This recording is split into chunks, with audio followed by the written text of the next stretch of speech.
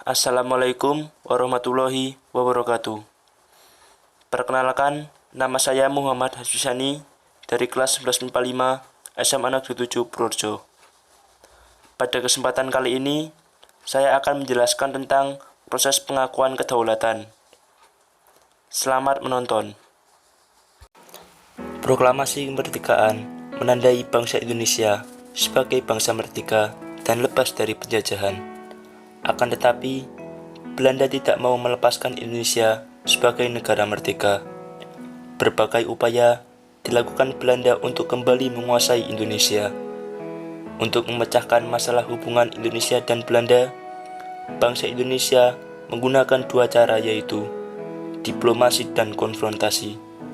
Dengan kesabaran dan kegigihan, bangsa Indonesia akhirnya memperoleh hasil, yaitu pengakuan kemerdekaan Indonesia oleh Belanda. Pengakuan kedaulatan Indonesia adalah peristiwa di mana Belanda akhirnya mengakui bahwa kemerdekaan Indonesia adalah tanggal 17 Agustus 1945 sesuai dengan Proklamasi Kemerdekaan Indonesia, bukan tanggal 27 Desember 1949 saat penyerahan kedaulatan yang ditandatangani di Istana Dam, Amsterdam.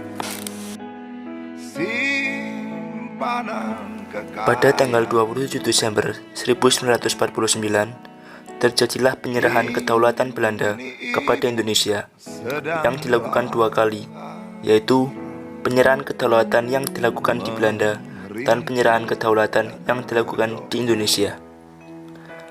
Penyerahan kedaulatan di negeri Belanda, delegasi Indonesia dipimpin oleh Muhammad Hatta, sedangkan di pihak Belanda hadir Ratu Juliana, Perdana Menteri Willem Drees, dan Menteri Seberang Lautan Saseu. Bersama-sama menandatangani akte penyerahan kedaulatan di Ruang Tahta, Amsterdam. Di Indonesia, dilakukan oleh Sri Sultan Hamengkubuwono IX dan Wakil Tinggi Mahkota Belanda, A.H.S. Loving. Dengan berakhirnya KMB itu, berakhir pula perselisihan Indonesia dengan Belanda. Indonesia kemudian mendapat pengakuan dari negara-negara lain. Pengakuan pertama datang dari negara-negara yang tergabung dalam Liga Arab, yaitu Mesir, Suriah, Lebanon, Saudi Arabia, Afghanistan, India, dan lain-lain. Untuk perkataan penyerahan kedaulatan, pihak Indonesia mengartikan sebagai pengakuan kedaulatan, walaupun Belanda tidak menyetujui dengan perkataan tersebut. Walaupun masyarakat internasional diakuinya keberadaan Negara Kesatuan Republik Indonesia. Mogen blijken van een nieuwe ontwikkeling, waarin op het verbreken der oude verhoudingen een vrije en voor beide volkeren vruchtbare samenwerking mogen volgen, verklaar ik thans de rondetafelconferentie geopend. Walaupun Belanda sendiri tidak mengakui proklamasi kemerdekaan Indonesia pada tanggal 17 Agustus 1945 dan hanya mengakui tanggal 27 Desember 1949. Namun, keberadaan Negara Kesatuan Republik Indonesia tetap terhitung sejak proklamasi kemerdekaan oleh bangsa Indonesia.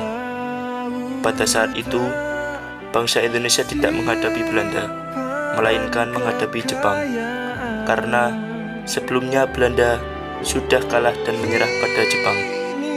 Oleh karena itu, proklamasi kemerdekaan Indonesia mutlak atas usaha bangsa Indonesia itu sendiri.